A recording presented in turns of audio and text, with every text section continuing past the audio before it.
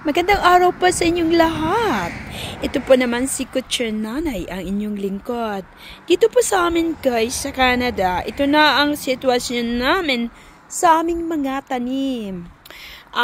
Itong mga bulaklak ko, itong karamihan ay sila, anong tawag nito, yung vivas ba sa France, kung ibig sabihin, yung pag winter para silang matutulog at saka pag summer bumabalik sila.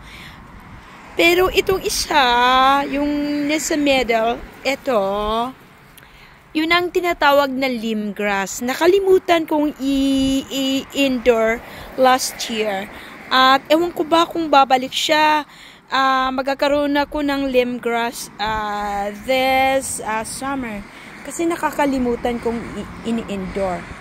At saka ito naman, ito ang roses.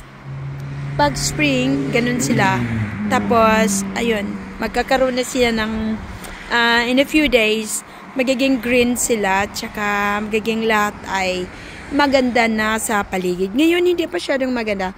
Kung titingnan ninyo ang paligid namin ganun, parang lahat patay. Yung mga kahoy, ganun pa rin. Lahat ay ganyan. Pero, mga from 1 month from now, magiging green na sila. At ipakita ko sa inyo ang situation and 1 month from now. Bye-bye sa lahat. Ito po naman si Kutsyon Nanay, ang inyong lingkod.